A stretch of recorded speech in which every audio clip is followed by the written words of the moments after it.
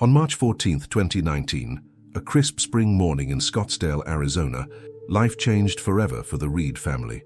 Nathan Reed, a 28-year-old financial analyst, failed to appear for an important client meeting.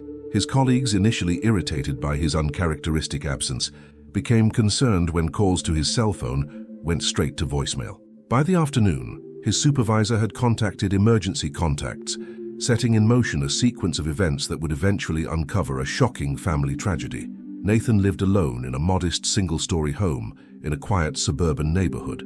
His impeccable attendance record and methodical lifestyle made his sudden disappearance immediately suspicious. When officers from the Scottsdale Police Department conducted their initial welfare check, they found Nathan's house in peculiar condition, not ransacked or disturbed, but displaying subtle inconsistencies that trained investigators immediately noticed. "The scene wasn't what we typically expect in a missing persons case," recalled Detective Elaine Summers, the lead investigator initially assigned to the case. "There were no signs of forced entry. His bed was made, dishes were done, but his wallet was still on the counter, car keys in a bowl by the door, and his vehicle was parked in the garage.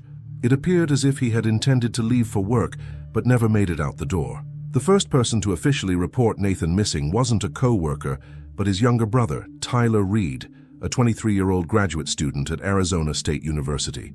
Tyler arrived at the Scottsdale police station on March 16th, 48 hours after Nathan's disappearance, visibly distressed and demanding immediate action. During his initial interview, Tyler presented himself as the concerned brother, explaining that he had been trying to reach Nathan for 2 days before filing the report. He described their relationship as close but complicated, mentioning that they typically spoke several times a week, despite occasional disagreements that he attributed to their 4-year age gap. "I just know something's wrong," Tyler told officers, his voice cracking with apparent emotion. "Nathan would never just disappear. He's the responsible one in the family, always has been."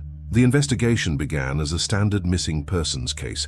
Officers canvassed the neighborhood, finding several residents who confirmed seeing Nathan the evening before his disappearance, walking his dog, a golden retriever named Rusty, who was notably also missing from the home.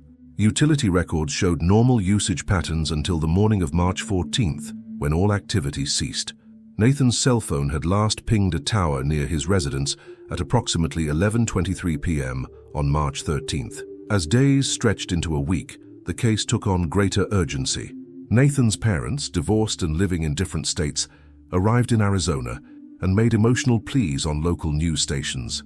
His mother, Elizabeth Reed, a pediatric nurse from Oregon, appeared particularly devastated. "Nathan is my firstborn. He's responsible, caring, and would never worry us like this intentionally. Please, if anyone knows anything, come forward." His father, James Reed, a retired military officer now living in Texas, presented a more stoic but equally concerned demeanor during press conferences. Their unified front, despite their personal differences, highlighted the severity of the situation. While the family rallied public support, investigators began noticing peculiar patterns in Tyler's behavior. He participated actively in the public search efforts, often leading volunteer groups and appearing for media interviews. However, Detective Summers noted that he seemed unusually focused on steering search efforts away from certain areas, particularly the expansive desert terrain northwest of the city. In missing persons cases, family members typically display certain behavioral patterns, explained FBI Special Agent Marcus Trent, who would later join the investigation. Tyler's behavior checked some concerning boxes. He was overly involved in a way that suggested he might be attempting to control the narrative rather than simply help. 10 days into the investigation, a significant breakthrough came from an unexpected source. Nathan's bank flagged unusual activity on his accounts. On March 15th, the day after his disappearance, someone had accessed his online banking and initiated a series of transfers totaling $47,000 to an offshore account. The IP address used to access the account traced back to a coffee shop near Arizona State University, less than a mile from Tyler's apartment. When confronted with this information, Tyler claimed he had Nathan's banking passwords for emergencies and had transferred the money to protect his brother's assets, fearing that Nathan's disappearance might be linked to financial troubles. This explanation raised immediate red flags for investigators, particularly when they discovered that Tyler had recently fallen behind on student loan payments and had maxed out several credit cards. The investigation intensified when security footage emerged from a neighbor's home camera system. The timestamp showed 1:17 a.m. on March 14th. A vehicle matching Tyler's black Honda Civic was captured turning onto Nathan's street, contradicting Tyler's initial statement that he hadn't been to his brother's house in over a week. When presented with this evidence, Tyler amended his statement, claiming he had driven by to check on Nathan late that night after failing to reach him by phone, but hadn't stopped because he saw the lights were off and assumed his brother was sleeping. The inconsistency in his account created the first significant crack in his story. As investigators dug deeper into the brothers' relationship, friends and co-workers painted a more complex picture than the close but complicated dynamic Tyler had described. Nathan had recently confided in a colleague about tensions with Tyler regarding a substantial family inheritance. Their maternal grandparents had left a significant sum to be divided between the brothers, with Nathan as the trustee. According to several sources, this arrangement had created resentment, with Tyler believing he deserved a larger portion given his ongoing education expenses. Nathan mentioned being concerned about Tyler's financial decisions, recalled Sophia Martinez, Nathan's co-worker and close friend. He told me just a week before he disappeared that he was considering implementing stricter controls on the inheritance funds because he suspected Tyler might be misusing his portion. The investigation took another turn when Nathan's dog, Rusty, was found wandering near a hiking trail 15 miles from the city, dehydrated but otherwise unharmed. The location was significant. It was part of a nature preserve where the Reed brothers had often hiked as teenagers, according to family accounts. The area underwent immediate intensive search, but yielded no further evidence of Nathan's whereabouts. By late April 2019, the case had garnered national attention. The FBI officially joined the investigation, bringing additional resources and expertise. Special Agent Trent and his team began a methodical review of all evidence collected, employing advanced forensic techniques not previously utilized in the case.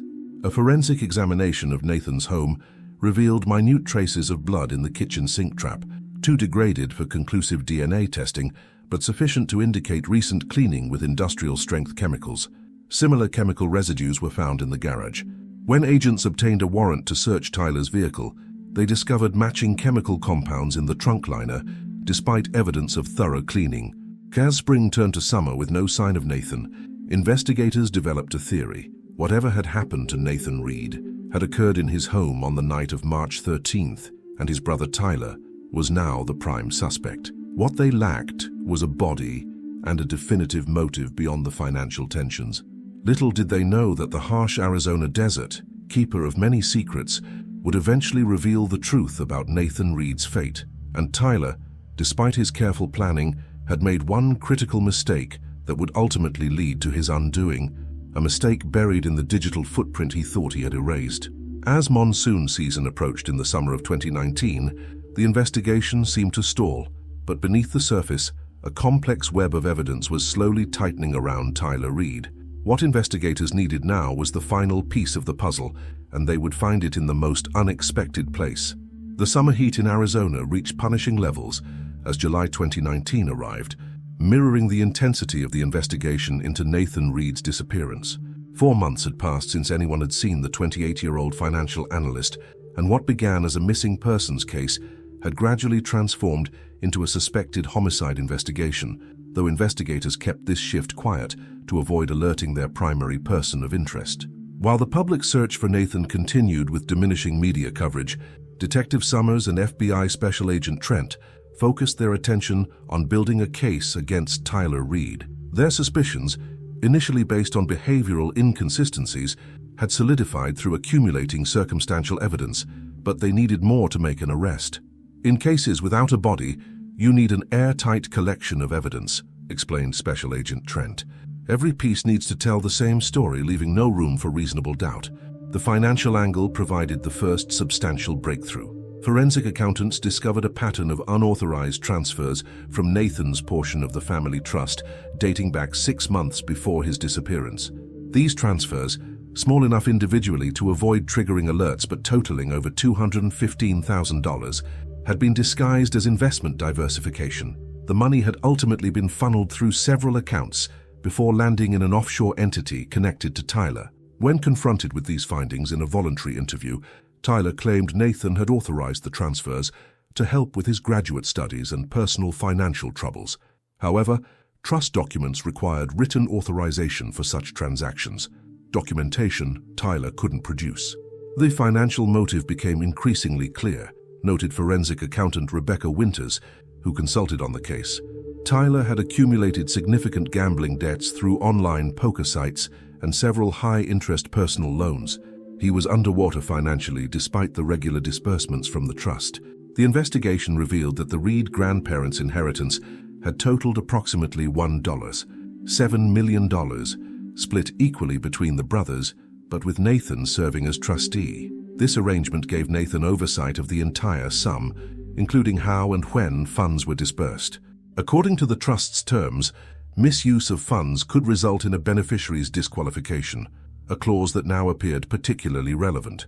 In early August, investigators executed a search warrant on Tyler's apartment. Hidden in a hollowed-out book on his shelf, they discovered a thumb drive containing copied documents from Nathan's home office, including trust paperwork with practice attempts at forging Nathan's signature. There were also several draft emails never sent to the trust attorney, supposedly from Nathan, requesting changes to the disbursement schedule. Perhaps most damning was a folder of deleted browser history that FBI digital forensics experts recovered from Tyler's laptop. It contained searches from the weeks before Nathan's disappearance, undetectable poisons, how long before missing person presumed dead, inheritance rights after death, and cleaning blood evidence. The digital evidence painted a disturbing picture of premeditation, said FBI digital forensics specialist Liam Parker. These weren't panic searches after an accident. They showed planning over several weeks. Meanwhile, the investigation at Nathan's house had yielded additional evidence. Using luminol testing, investigators discovered traces of blood cleaned from the kitchen floor and hallway. Though too degraded for DNA matching, the blood pattern analysis suggested a violent incident had occurred. The surveillance footage from neighboring homes provided another crucial timeline element.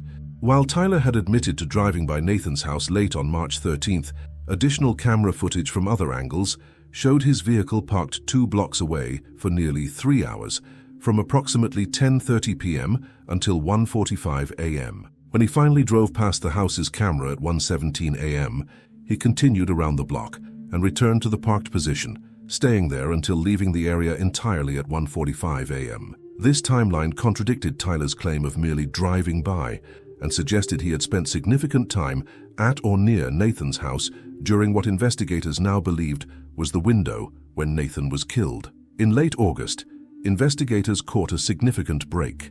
A convenience store clerk from a remote location 40 miles northwest of Scottsdale came forward after seeing a news update about Nathan's case. She recalled a young man matching Tyler's description, purchasing a shovel, work gloves, and several gallons of water in the early morning hours of March 14th. She remembered the interaction because it seemed unusual for someone to buy those items at 3:30 a.m. Store security footage confirmed it was indeed Tyler. When shown this evidence, Tyler claimed he had been helping a friend with an emergency landscaping project, but could not provide the friend's contact information, claiming they had since lost touch. That convenience store receipt placed Tyler in the remote desert areas northwest of the city, Detective Summers explained. Precisely the areas he had steered volunteer search parties away from months earlier. The investigation intensified as search teams combed the vast desert terrain near where Tyler had been placed by the convenience store footage. The area, part of the Sonoran Desert, covered hundreds of square miles of harsh landscape. Finding remains in such terrain would be challenging, even with a precise location, which they lacked. By September, investigators had built a compelling circumstantial case: financial motive, evidence of premeditation, timeline inconsistencies, forensic evidence of a violent incident, and Tyler's presence in a remote area with items consistent with concealing a body. What they still lacked was Nathan's remains. Throughout this period, Tyler maintained his innocence publicly, continuing to participate in increasingly infrequent searches and memorial events for his brother. He granted interviews to local media, appearing appropriately distressed, while subtly suggesting that law enforcement wasn't doing enough to find Nathan. "It's a calculated performance," observed behavioral analyst Dr. Helen Morris, who consulted on the case. He maintains the grieving brother persona publicly while attempting to shift focus away from himself. The cognitive dissonance required to maintain this facade typically creates stress patterns that eventually lead to mistakes. That prediction proved accurate when investigators caught Tyler in another significant lie. He had claimed to be at home studying on the night of March 13th before briefly driving by Nathan's house. However, cell tower data placed his phone near a storage facility across town earlier that evening. When obtained, security footage from the facility showed Tyler accessing a unit rented under a false name, removing what appeared to be a large plastic container. The storage facility visit occurred at 9:15 p.m., well before the timeline of events at Nathan's house. This suggested not just opportunity, but extensive planning. Tyler had prepared a container for removing something from the scene before even arriving at Nathan's home. The psychological pressure on Tyler increased as investigators methodically closed each avenue of his deception. Friends reported he had become increasingly paranoid, asking strange questions about police surveillance capabilities and how thoroughly authorities could track digital histories.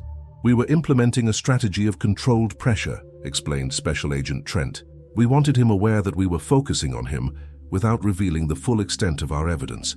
This kind of pressure often leads suspects to make additional mistakes." In October 2019, 7 months after Nathan's disappearance, investigators felt they had built a strong enough circumstantial case to bring formal charges against Tyler. However, Maricopa County prosecutors remained hesitant without recovering Nathan's body or obtaining a confession. This investigative stalemate was about to break, however, as autumn winds brought change to the Arizona desert. The harsh landscape that had kept Nathan's remains hidden was about to give up its secret, and with it, the final evidence needed to bring his killer to justice. What investigators couldn't have anticipated was that the discovery would come not from their methodical search efforts, but from an entirely unexpected source. One that would finally allow Nathan Reed to tell his own story from beyond the grave. The relentless Arizona sun had baked the Sonoran Desert for months, but by December 2019 the temperature had dropped to more moderate levels, bringing construction crews back to an expanding development project on the desert's edge. 40 miles northwest of Scottsdale, in an area slated for luxury homes with sweeping desert views, the harsh landscape was being transformed by earth movers and construction equipment. On the morning of December 12th, as winter visitors flocked to Arizona to escape northern cold, construction supervisor Marcus Delgado noticed something unusual as his team began excavating for a new foundation. The mechanical excavator had turned up more than just the expected caliche soil and desert rock. "I've been in construction for 22 years, Delgado later testified. "The moment I saw it, I knew we were looking at human remains. I immediately stopped all work and called the authorities." What Delgado and his crew had uncovered were partially decomposed human remains, buried approximately 4 feet below the desert surface. The remote location, miles from established hiking trails and accessible only by unpaved service roads, suggested this was no accidental death. Someone had deliberately chosen this isolated spot to conceal a body. Maricopa County Sheriff's deputies secured the scene, while forensic anthropologists and crime scene technicians from the FBI carefully excavated the burial site. The methodical process took nearly 2 days as they documented and preserved every detail of the makeshift grave. "The burial itself told us a story," explained Dr. Amelia Cortez, the forensic anthropologist who led the recovery effort. "This wasn't a panicked, hasty disposal. Someone had taken considerable time to dig a deep grave in hard desert soil, far from roads or trails. They had covered the body with quicklime to accelerate decomposition and mask the odor, knowledge that suggests premeditation and research.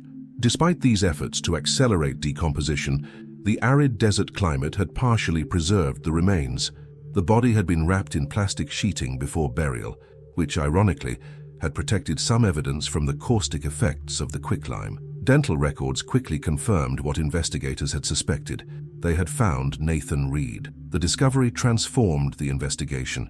What had been a circumstantial case against Tyler Reed suddenly had a physical anchor, a crime scene with forensic evidence. The recovery team meticulously collected soil samples, fiber evidence, and insect specimens that would help establish a timeline of when the body had been buried. The most crucial evidence came from Nathan's remains themselves. Forensic examination revealed blunt force trauma to the back of the skull, consistent with at least 3 powerful blows from a heavy object. The injury pattern suggested the attacker had approached from behind, likely while Nathan was seated or kneeling. The nature of the injuries indicates this wasn't a prolonged struggle, noted medical examiner Dr. Raymond Chen. The first blow would have rendered the victim unconscious or severely disoriented. The subsequent impacts ensured fatality. This suggests either an ambush or an attack during a moment when the victim's guard was down. Investigators found no defensive wounds on Nathan's hands or arms, supporting the theory that he had been caught completely unaware by his attacker. Toxicology tests, though limited by decomposition, showed no evidence of sedatives or poisons in the remaining tissue samples. The most damning physical evidence connecting Tyler to the crime came from the plastic sheeting used to wrap the body. The material matched an uncommon industrial-grade plastic that investigators had previously documented Tyler purchasing from a construction supply store 3 days before Nathan's disappearance. The receipt for this purchase had been discovered during the search of his apartment months earlier, but had seemed inconsequential at the time. Soil analysis from the gravesite yielded another critical connection. Embedded in the soil were unique mineral compounds, consistent with the specialized hiking boots Tyler wore, boots that had been photographed during volunteer search efforts months earlier. When investigators requested these boots during a subsequent interview, Tyler claimed to have thrown them away due to wear, a claim contradicted by the search photographs showing relatively new boots. The soil evidence was particularly compelling, explained FBI forensic geologist Dr. Sarah Kim. The unique composition of minerals transferred from the boots to the soil created what we call a geochemical fingerprint that helped establish presence at the scene. Perhaps the most unsettling discovery came from inside the plastic wrapping itself. Nathan's phone, presumed lost or destroyed, had been wrapped with his body. FBI digital forensics experts were able to recover data from the device, including an audio recording from the night of March 13th. The file, partially corrupted but recoverable, appeared to have been created accidentally when Nathan activated the voice memo function during what became his final confrontation. The 47-second recording captured muffled voices engaged in a heated argument about money and betrayal. Though the entire conversation wasn't clear, forensic audio analysts enhanced several key phrases. Nathan's voice saying, "You've been stealing from the trust," followed by Tyler's response, "You don't understand how much I need this." The recording ended with sounds of a struggle and a series of heavy impacts. "That audio file was the smoking gun," said Special Agent Trent. "It not only placed Tyler at the scene during the time of death, but captured what appears to be the motive, and potentially the murder itself." With Nathan's remains recovered and a mounting body of forensic evidence, prosecutors felt confident in moving forward with formal charges. However, before they could act, investigators wanted to gather every possible piece of evidence from the burial site and its surroundings. A methodical grid search of the area surrounding the grave yielded additional evidence. 50 yards from the burial site, partially buried under desert debris, investigators discovered a garden shovel with a broken handle. The fracture pattern suggested it had broken under significant stress, consistent with digging the dense caliche soil. Forensic testing revealed traces of Nathan's blood on the metal joint where the handle connected to the blade, suggesting it had been used not just for digging, but potentially as the murder weapon itself. The shovel's brand and design matched a purchase Tyler had made at the convenience store, captured on security footage, in the early morning hours after Nathan's disappearance. The store clerk had specifically remembered this transaction during her interview months earlier. As investigators expanded their search perimeter, they discovered vehicle tracks preserved in a dried mud patch nearly a quarter-mile from the gravesite. The tire tread pattern matched Tyler's Honda Civic, and comparative measurements of wheelbase and track width confirmed the match. The location of these tracks suggested he had attempted to approach as close as possible to the burial site, while staying off established roads that might have security cameras. By late December 2019, as most families gathered for holiday celebrations, the Reed family received the devastating confirmation that Nathan had been found. The discovery brought a grim closure to their 9-month ordeal of uncertainty, but opened a new chapter of horror as details of his death emerged. For investigators, the recovery of Nathan's remains provided the final pieces of evidence needed to complete their case against Tyler Reed. The circumstantial case they had built over months was now anchored by physical evidence, forensic science, and the victim's own recorded voice capturing his final moments. In homicide investigations, we often say the deceased speak to us through evidence, reflected Detective Summers. In this case, Nathan quite literally spoke to us from beyond the grave through that audio recording. He helped us bring his killer to justice. As 2019 drew to a close, prosecutors prepared to present their case to a grand jury. The FBI and Scottsdale Police Department coordinated plans for Tyler's arrest, carefully monitoring his movements to ensure he wouldn't flee once he realized the body had been discovered and connected to him. What they couldn't anticipate was how quickly their careful plans would need to accelerate when Tyler made an unexpected move in the early days of January 2020, a move that suggested he might be preparing to disappear before justice could be served. As 2020 dawned in Arizona, the investigation into Nathan Reed's murder shifted from evidence collection to arrest planning.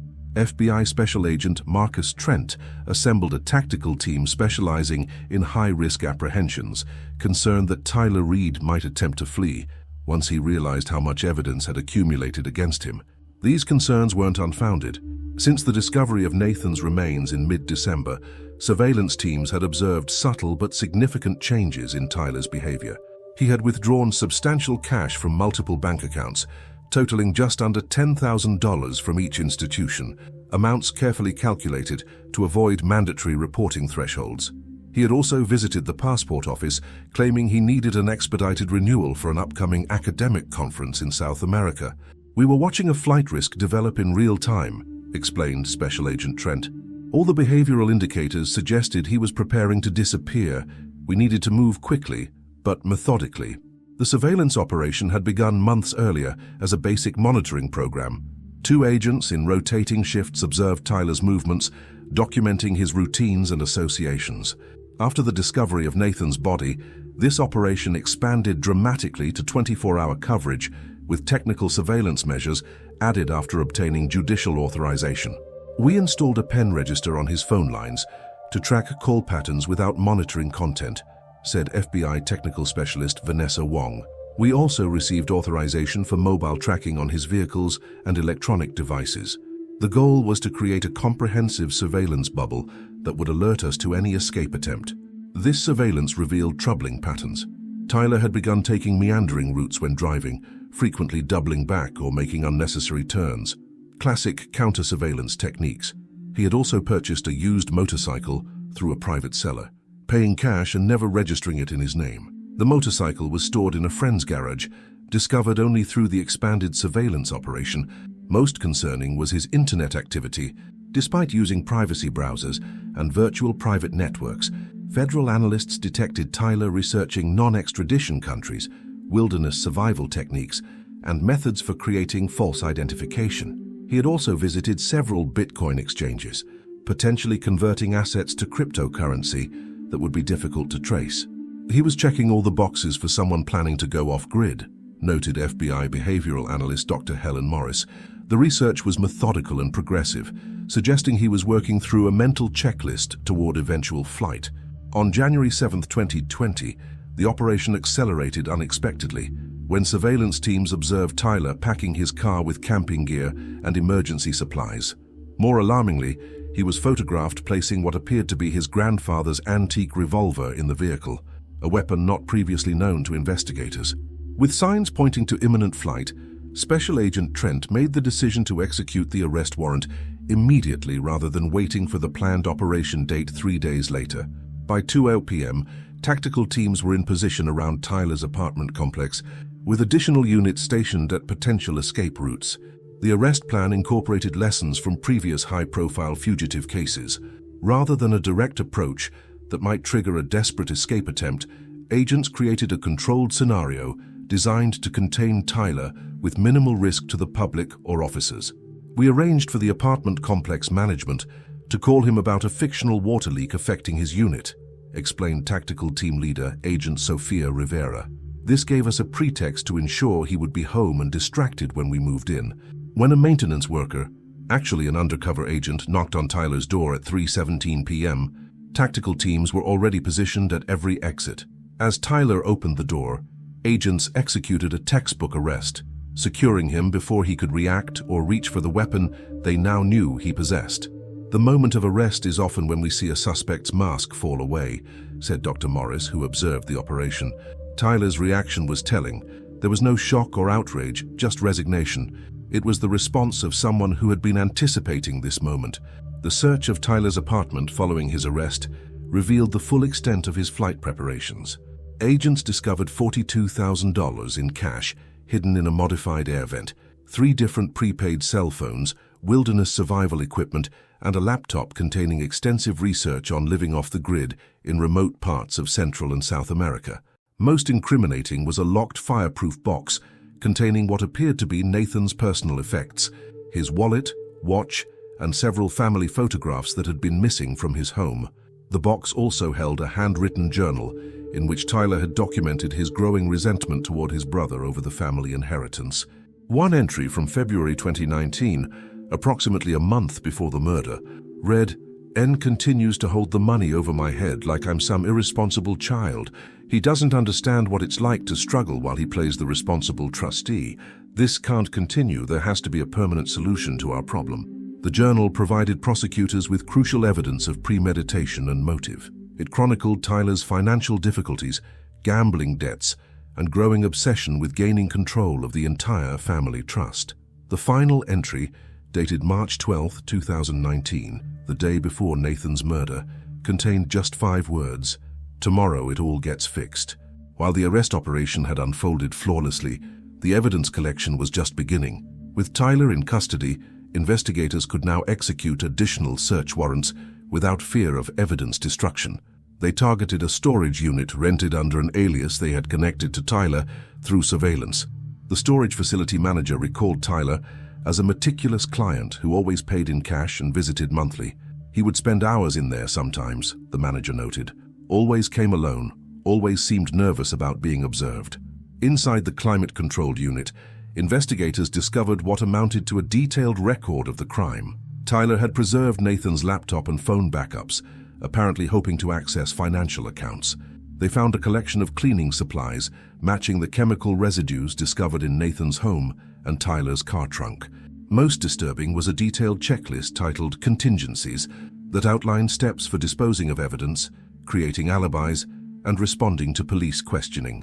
The storage unit contained what we call trophy items, explained forensic psychologist Dr. Eliza Barnes. Objects kept not for practical purpose, but as psychological mementos of the crime. They represent power and control for the perpetrator, but for investigators, they're a goldmine of evidence. Among these items was a set of keys to Nathan's house, with traces of blood still embedded in the keychain. Blood that DNA testing would later confirm belonged to Nathan.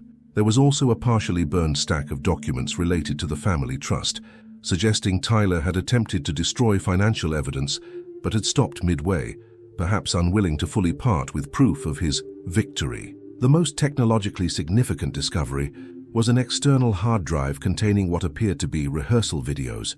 In these disturbing recordings, Tyler practiced various scenarios of finding his brother's body, displaying appropriate emotional reactions, and answering anticipated police questions.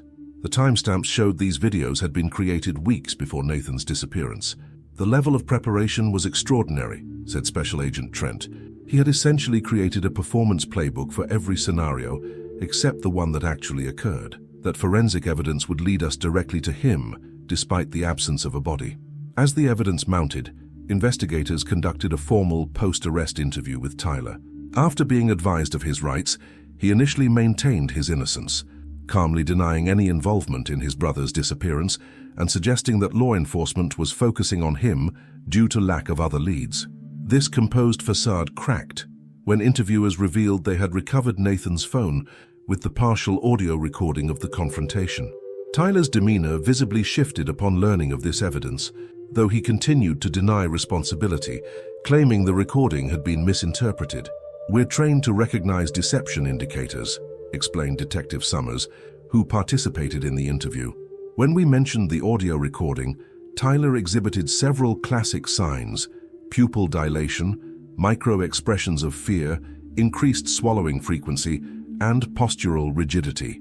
His body was confessing, even as his words denied involvement." By mid-January, federal prosecutors had assembled what they described as an overwhelming case against Tyler Reed.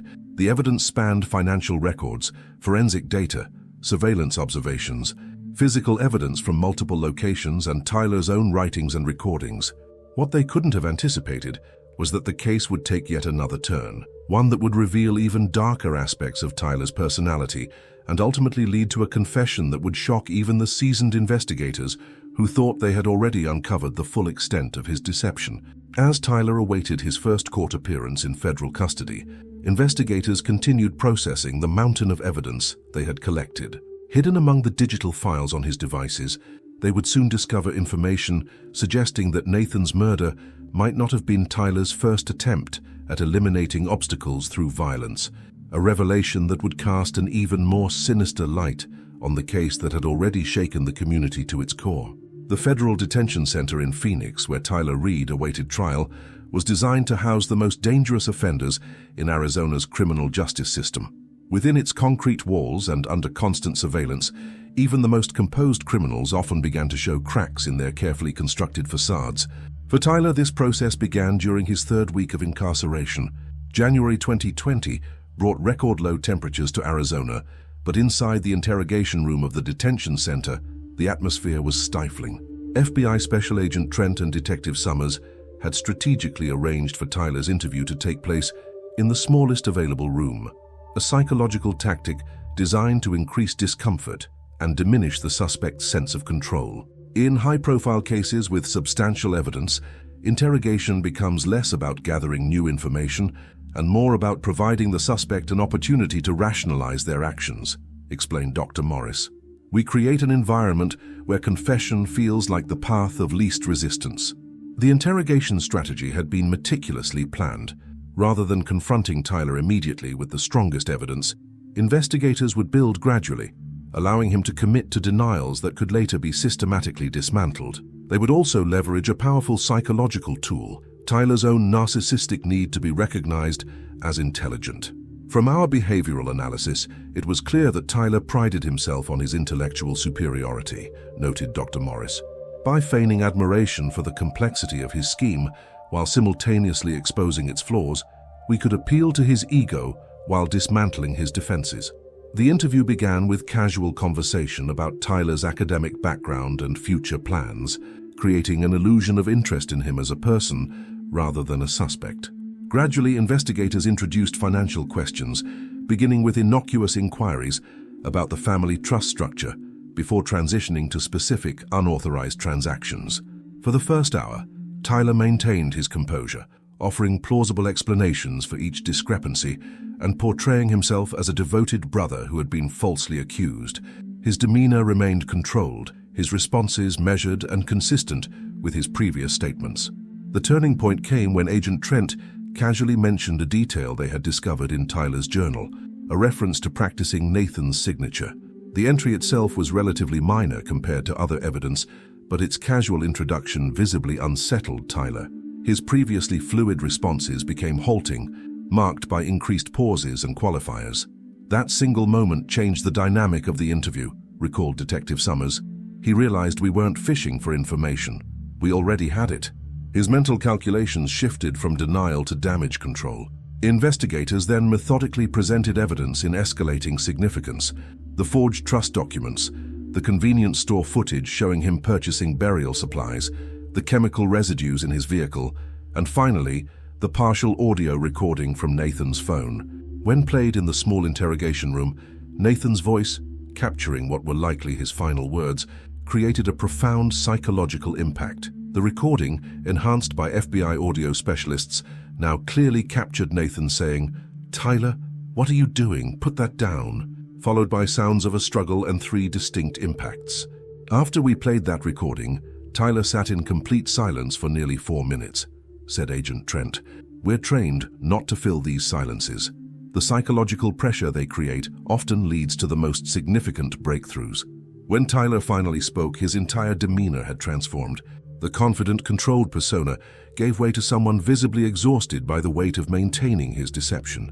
He began with what interrogators recognize as distancing language, referring to the murder in passive terms as something that happened rather than something he did. Things just got out of control that night, he began. Nathan wasn't supposed to get hurt. I just wanted to talk about the trust, about my fair share. He always thought he knew better than me, always had to control everything. Over the next 3 hours, Tyler provided a full confession, occasionally interspersed with attempts to minimize his culpability or portray the murder as an unplanned escalation. The investigators allowed these justifications while gently steering him back to specific factual details that would strengthen the prosecution's case. The confession revealed a premeditated plan, far more calculated than even investigators had suspected. Tyler admitted to monitoring Nathan's routines for weeks, identifying the optimal time to confront him when neighbors would be least likely to hear a disturbance. He had prepared the murder weapon, a weighted exercise bar from his own home gym, chosen specifically because it could be cleaned thoroughly and returned to regular use without attracting suspicion. "I knew he always made tea around 10 o'clock, Tyler explained with disturbing detachment. He'd be in the kitchen with his back to the door. I used my key to enter quietly through the side door near the garage. He never even turned around." The clinical precision of his description chilled even the experienced investigators. Tyler recounted striking Nathan 3 times in rapid succession, ensuring he couldn't recover from the first blow. He described wrapping the body in plastic sheeting he had already prepared in his car, cleaning the kitchen with industrial chemicals purchased weeks earlier, and loading Nathan's body into a storage container in his trunk during the pre-dawn hours. The financial motive, long suspected by investigators, was confirmed in stark detail. Tyler explained how he had been systematically embezzling from his portion of the trust to cover gambling debts that had spiraled to over $350,000. He had become convinced that Nathan had discovered these unauthorized withdrawals and was preparing to remove him as a beneficiary. "He called me the day before and said we needed to have a serious discussion about the trust," Tyler recounted. "He had that tone he always used when he was disappointed in me. I knew I was about to lose everything. I couldn't let that happen." What emerged from the confession was not a crime of passion, but a coldly calculated elimination of the one person who stood between Tyler and financial security. The planning had begun months earlier when Tyler first started experiencing significant gambling losses. Rather than addressing his addiction, he had fixated on gaining control of the entire family trust as his solution. "The trust was worth $1.7 million, explained financial investigator Rebecca Winters. With Nathan out of the picture and presumed missing rather than dead, Tyler believed he could eventually petition for control of the entire amount as the sole remaining beneficiary. This strategy explained why Tyler had gone to such elaborate lengths to conceal the body rather than staging an apparent accident or suicide. He needed Nathan to remain officially missing long enough to gain legal control of his assets. The most disturbing revelation came when Tyler described his actions after the murder. He admitted to using Nathan's phone to text their mother, imitating his brother's writing style to suggest he was taking a spontaneous camping trip to clear his head. He had then reported Nathan missing at the precisely calculated moment when concern would be growing, but not so late as to appear suspicious. "I knew exactly how long to wait," Tyler stated with unsettling pride.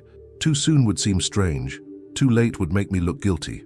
48 hours was the sweet spot, long enough to be concerning but not so long that I seemed uncaring." This calculated approach extended to his participation in search efforts, which he now admitted were intentionally misdirected.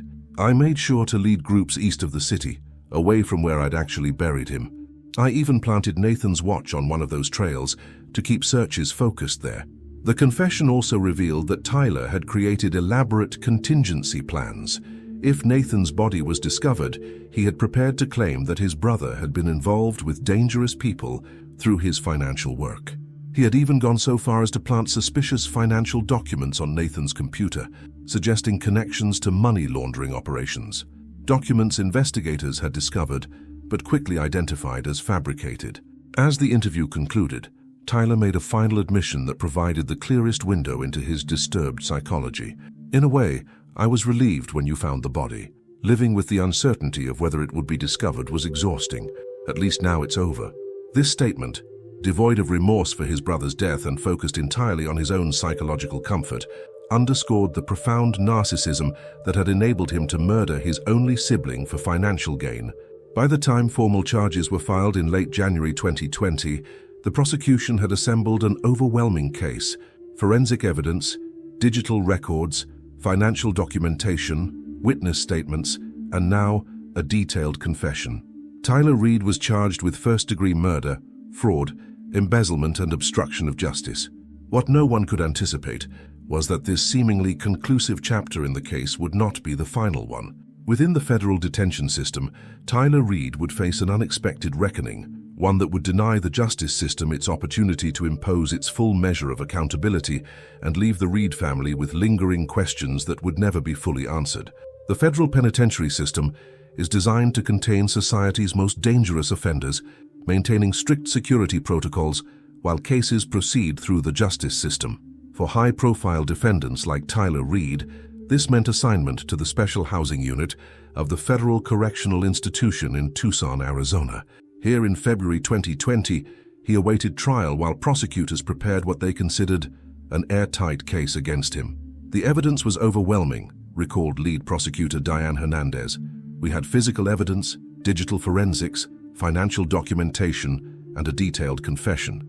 It was one of the most comprehensively documented murder cases I'd seen in 20 years of prosecution. Tyler's court-appointed defense attorney, veteran criminal lawyer Martin Goldstein, had privately acknowledged the strength of the prosecution's case. His strategy had shifted from asserting innocence to preparing for plea negotiations and eventually sentencing mitigation.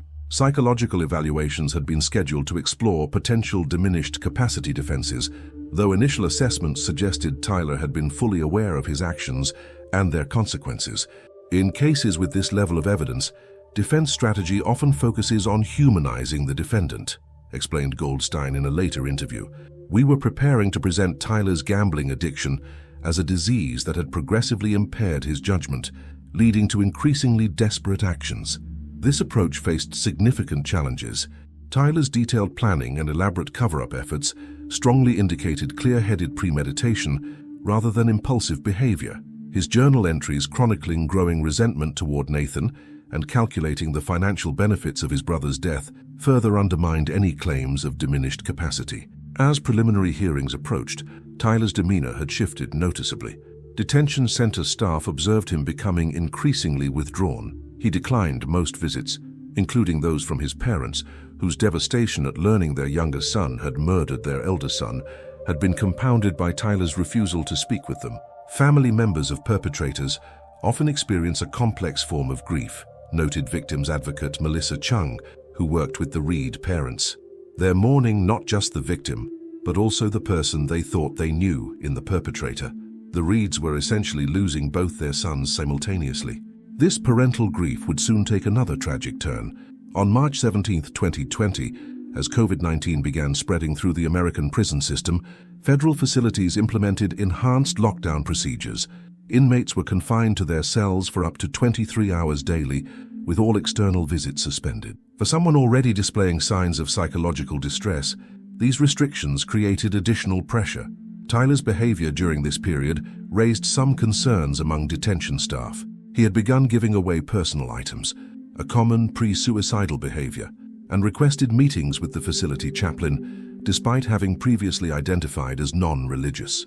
However, these warning signs were partially obscured by the general upheaval of pandemic protocols being implemented throughout the facility. On the morning of October 4, 2020, Correctional Officer Raymond Diaz conducted his regular cell check at 6:15 a.m. and found Tyler unresponsive in his bed. Medical staff were immediately called, but resuscitation efforts proved unsuccessful. Tyler Reed was pronounced dead at 6:42 a.m., just 7 weeks before his scheduled trial was set to begin. The preliminary cause of death was registered as cardiac arrest, but toxicology results later revealed the presence of a lethal combination of substances in Tyler's system. He had somehow obtained and ingested a mixture of prescription medications that, when combined, created a fatal suppression of his respiratory system. The investigation into how these substances were obtained became an immediate priority, explained Prison Administrator Colleen Vasquez. Federal facilities implement strict medication controls, yet contraband networks continue to operate despite our best efforts. Internal investigations revealed that Tyler had methodically accumulated medications over several weeks, likely through exchanges with other inmates, a common underground economy in correctional facilities. He had concealed these substances in carefully hollowed-out sections of personal items, evading routine cell inspections. What made the situation more disturbing was the discovery of a handwritten note hidden in Tyler's legal papers.